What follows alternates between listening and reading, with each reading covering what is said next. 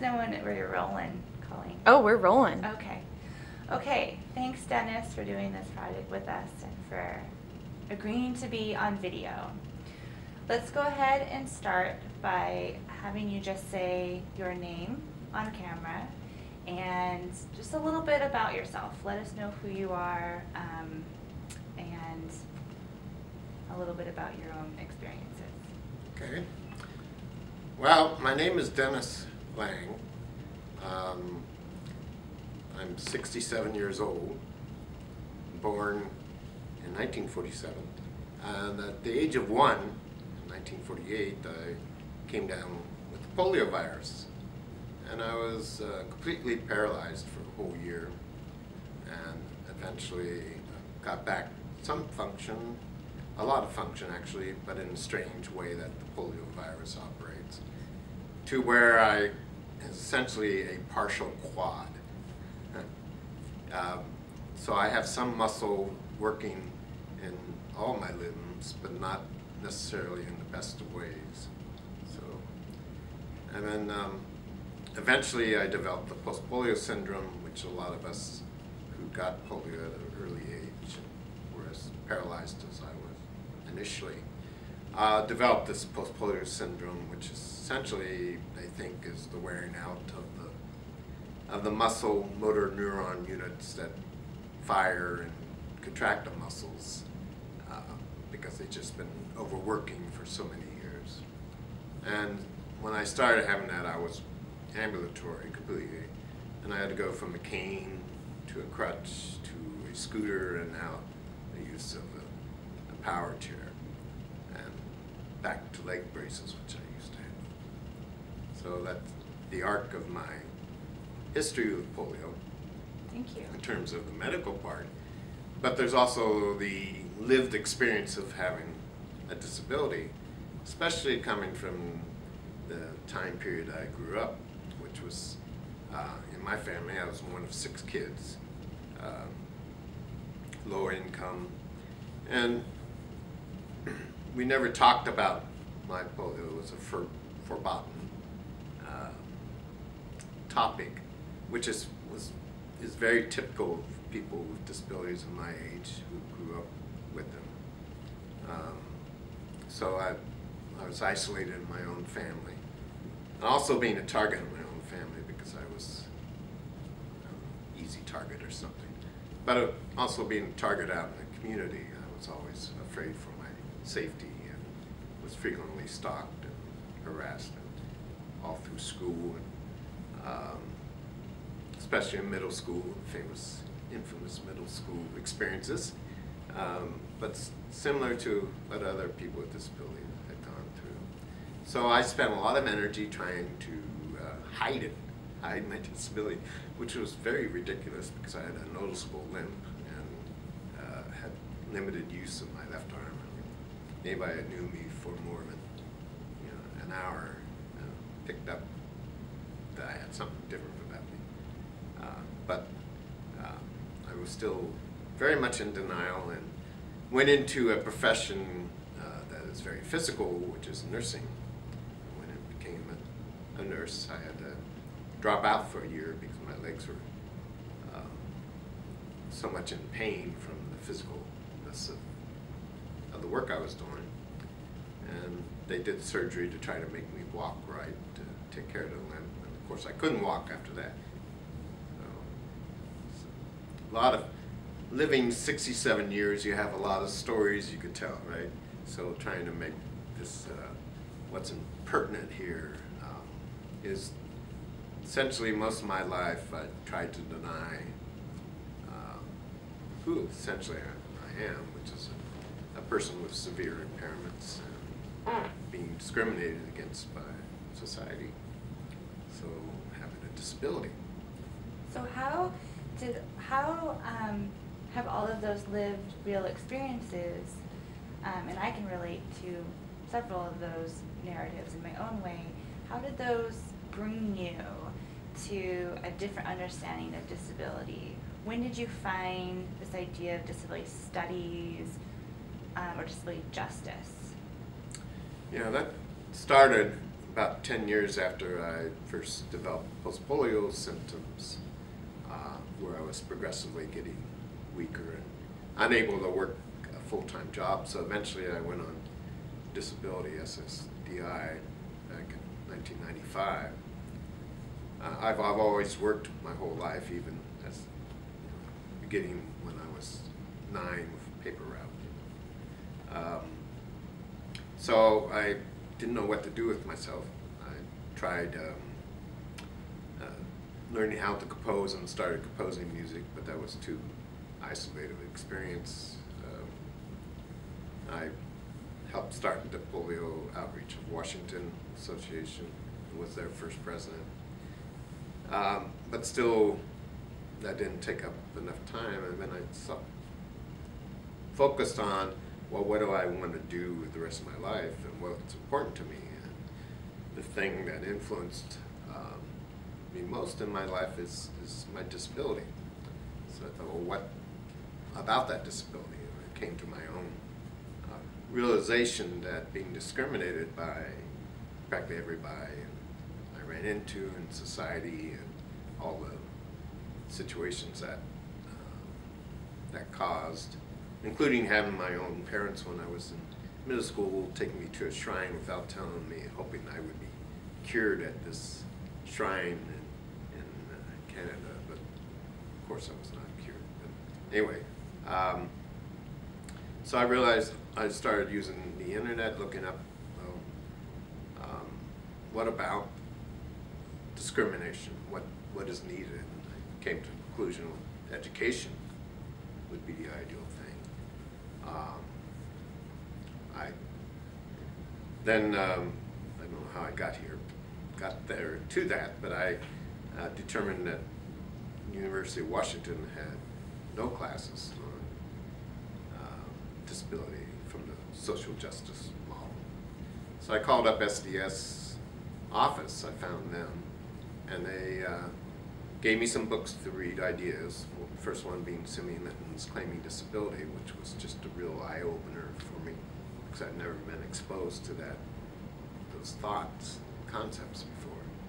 And can you explain just briefly what one or two of those thoughts or concepts that you're referring to?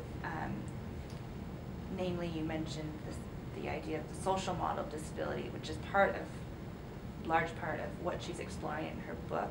So can you, in a few sentences, summarize what about that book was so powerful for you and how it was informing the beginning of this work that you were about to?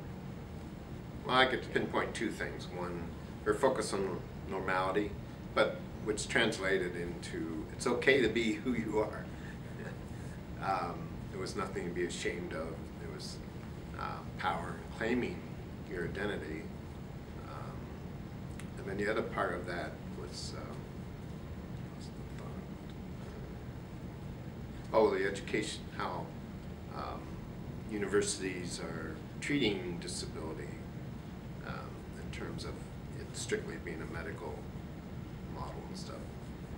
And I had gotten my master's in public health here at the University of Washington, so I knew the place, university, and thought that also had guest taught at high school level in the past on various subjects related to public health and mainly on sexually transmitted disease. I realized that population wasn't what I was comfortable with. I was more comfortable with the college level. And if we could get students at that age exposed to understanding disability and how it's a social construct, that would be a way of changing society. So Society for Disability Studies office said, well, there's been a couple people that come to their conferences from UW, and they gave me their names, one of them being Sherry Brown, who had just, the year before I came on campus, had gone to SDS. And so I started calling people and finally got a hold of Sherry, and she said, well, yeah, I'll meet with you. So in the fall of '99, about August before school started. We got together, and she brought along a recent master's graduate from the now called Information School, Ione Karamonis. Ione is a wheelchair user, full-time wheelchair user. And we met at the Burke Cafe outside there. It was a nice day. And told him that I would like to see a program developed here at the U, and what they thought about that. And Sherry told me then that she and Kurt Johnson had just lost their grant to teach such a class at the graduate level in their rehabilitation medicine department. They had been teaching it for like, I think it was 4 years.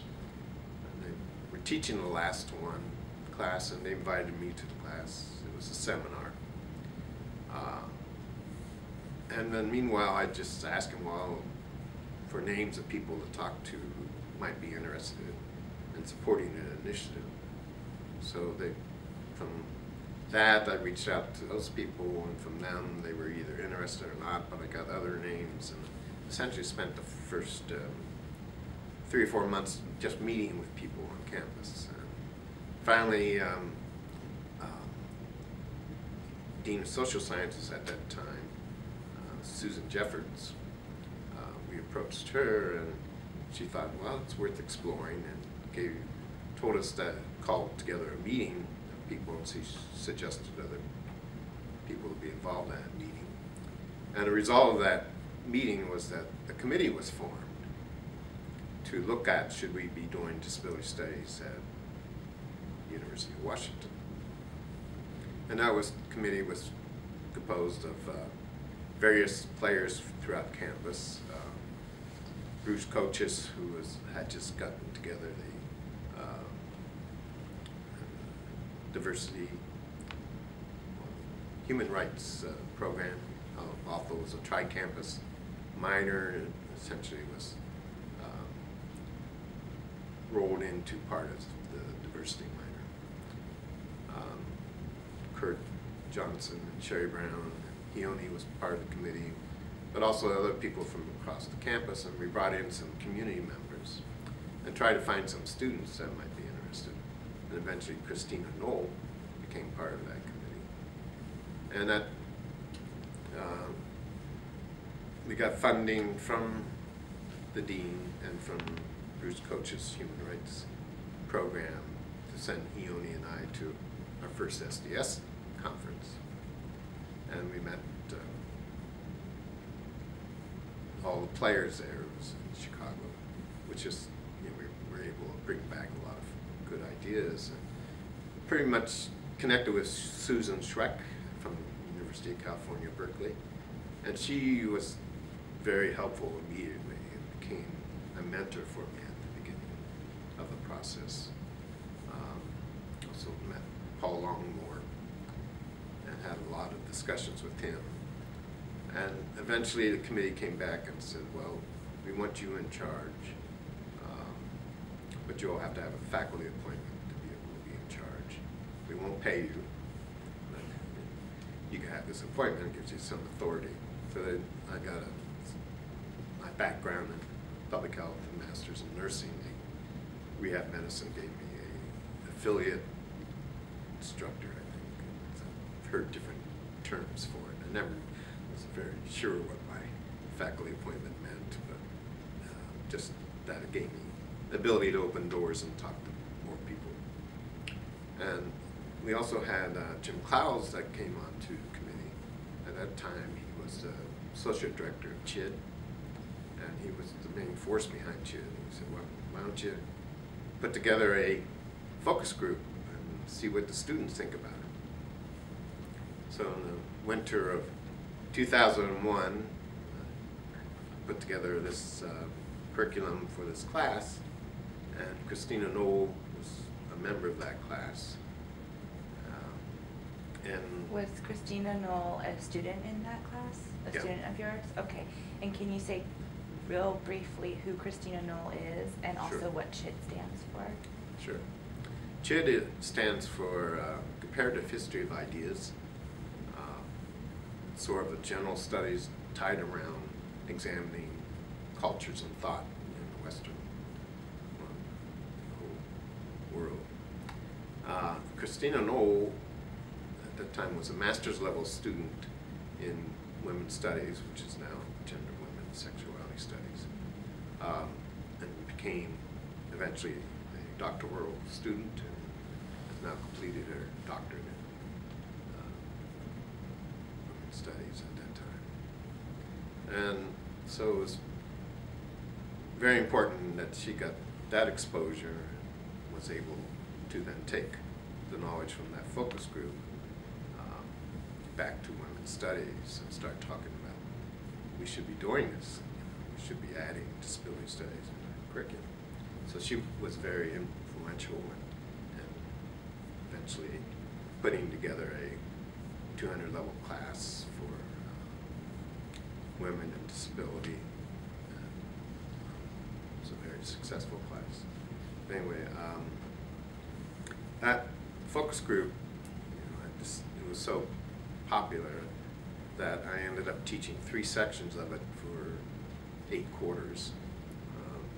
One of the sections being, the last one being, what do we do next? And sort of people have already taken the focus group, and now this was, how do we do research on the campus to drum up interest?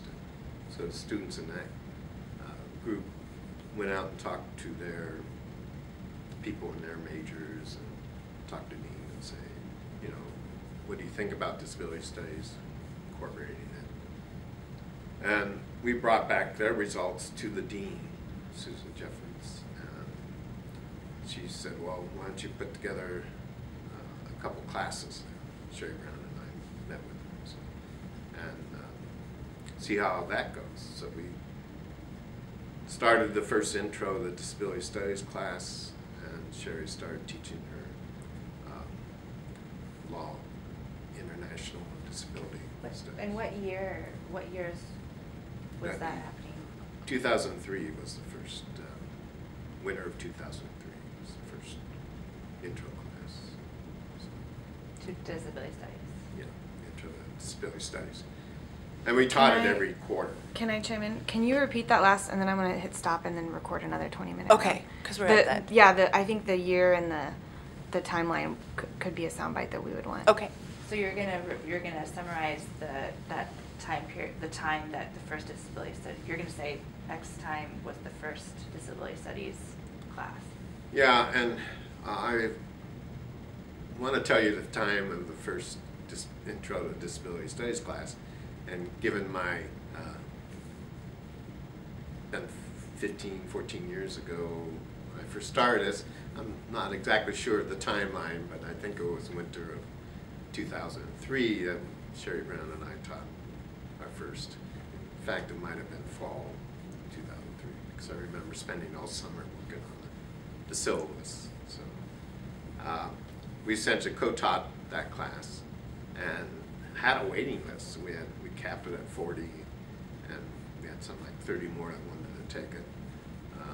So we went back and said, well, there's a demand for this. So, well, you can teach it every quarter.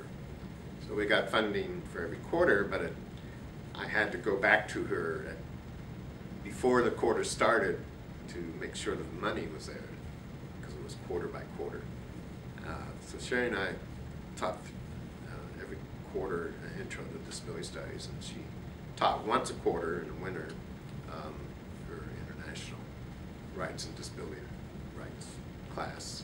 And we'll stop there. Great, thanks. Perfect. We have 20 minutes. Okay.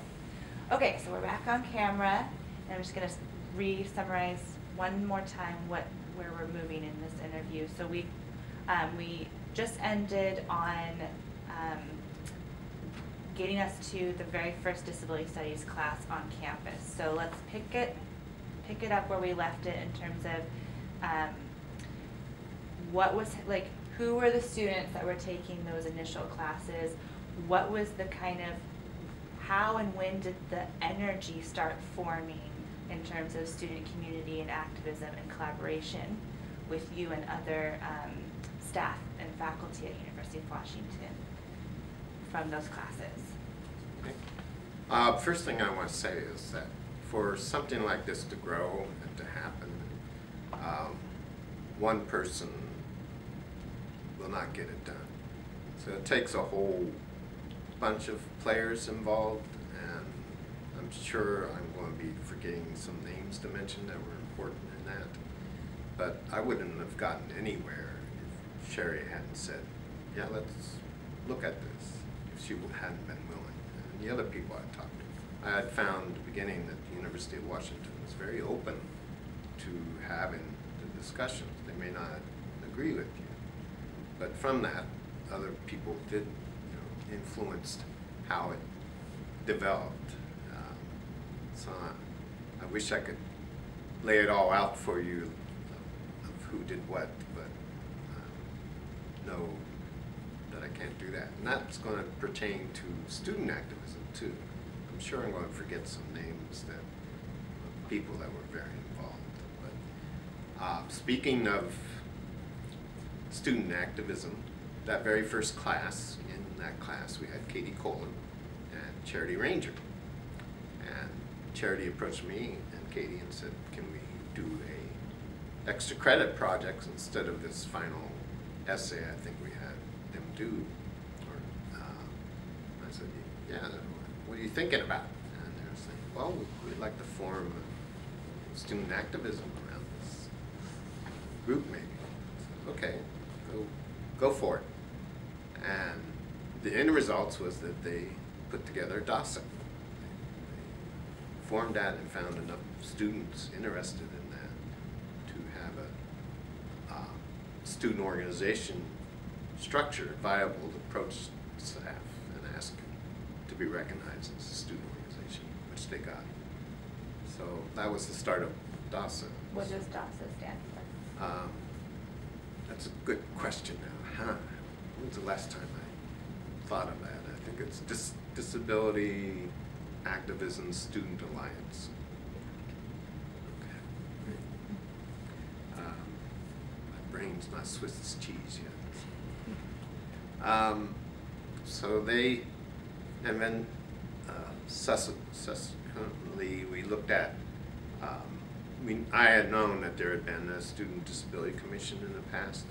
In fact, when I got on campus in '99, it was still active. I can't remember his last name, but Todd was his first name for being the last, at that time, Student Disability Commission director. And he was trying to get some protest over some accessibility issues. Didn't have a strong support behind him at that time. So that went away. But by the time DASA formed, they realized that they would like to have that back at some time. And eventually DASA got strong enough that they influenced the student senate to create the Student Disability Commission. And Emerson Emerson Seacon was the first director of that. Very powerful person, very accomplished in their activism. So it was between DASA and Student Disability Commission, where they tackled several problems. Emerson was particularly tackled some accessibility issues, including those cement blocks that they had put in front of the Allen Library pathway. I forget the name of that lane there, but they're trying to slow down bike riders, and instead they impaired access for people with mobility issues. It took Emerson a lot of persistence, but eventually got the blocks rearranged in a more logical pathway. That's just one of the things that sticks out to me. student activism has helped ever since they've formed and helping us keep disability studies as being an important issue. When the Committee on Disability Issues was started by Rusty Barcelo, who was the VP for diversity and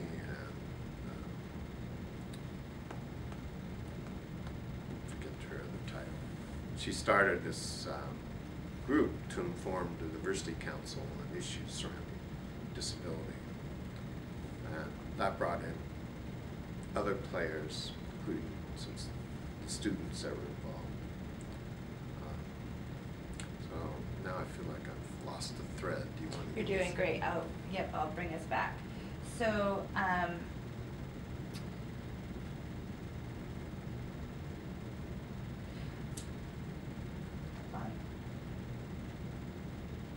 maybe let's try in a somewhat succinct way, Dennis, in your own words, kind of summarizing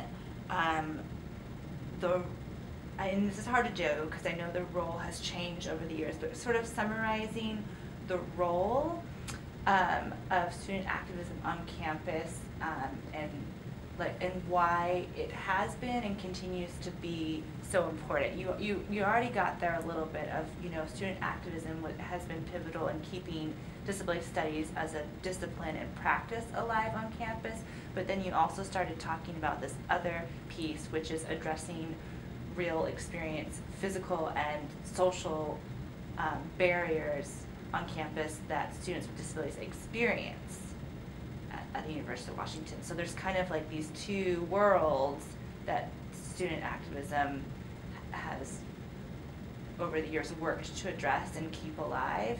And so I want you to be the one to say sort of what I just said. Well, I don't think I could say it any better than what you just said. By the nature, I have a lot of stories running through my head of what students have done, but essentially they did change and have changed the culture on this campus.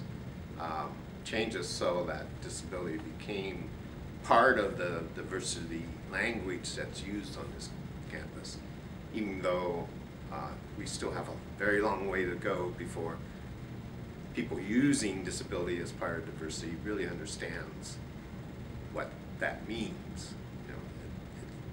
It's there now when it's helpful to them, but their understanding of it as a true social justice issue, I think, is still lacking. But anyway, students have influenced how activities have happened on campus. One example being the advisors in the dorms. They have a group and they put on every year around Halloween a horror house type situation, fun house, and they had a theme of asylum one year, and the students successfully were able to gather together and have discussions with them, and they came to a point of understanding how that was discriminatory. The students in SDC Commission have been able to bring in speakers, both culturally oriented and also academic oriented, to help increase knowledge and awareness of disability as a diversity issue. There's been other powerful things that are being done. For example, Noah Seidel was active in many of them, and also in particular in the new hub situation where they brought to his attention that they were going to put in elevators to the entrance of the new hub to go up 3 feet for people in wheelchairs. And we successfully got students riled up enough that I told the VP for Student Life that there was going to be a protest at the cutting the ribbon ceremony for construction of the hub. All of a sudden they wanted to talk to us, and they came back a few days later with big smiles on their face because the architect figured out a way to save them money and make it accessible without having these elevators. Anyway, that's just without the students' involvement. I've seen this. And of course, most recently is what I remember about student activism of writing letters to the powers to be, starting with the president of the university, the provost, and vice provost, and the dean of social sciences, wanting to support and complaining about the lack of support for disability studies, in particular need to stabilize Joanne Woyak, who has been an instructor of the program, living quarter by quarter on rent, not knowing if she would be able to have funding to teach the next quarter or not. So that was very successful in getting recent funding and action from the powers to be to support our program. Great, that's good. I'm going to move on to a different question. I want to do 2 more questions. I'm curious, this is still on the subject of, do you have something to say? Yeah. One more Yeah. important thing to say. When Gloria Alden became SDC director, she pushed and pushed for changes in the Disability Resources for Students office, which was focused primarily from the medical model, which, and documentation was the important thing versus serving students, which is not really their intent, but in actuality how they practiced. So Gloria was able to get the attention of the student life vice provost, and he formed a committee solely looking at disability resources for students, and over 3 years, was it, I think, we were able to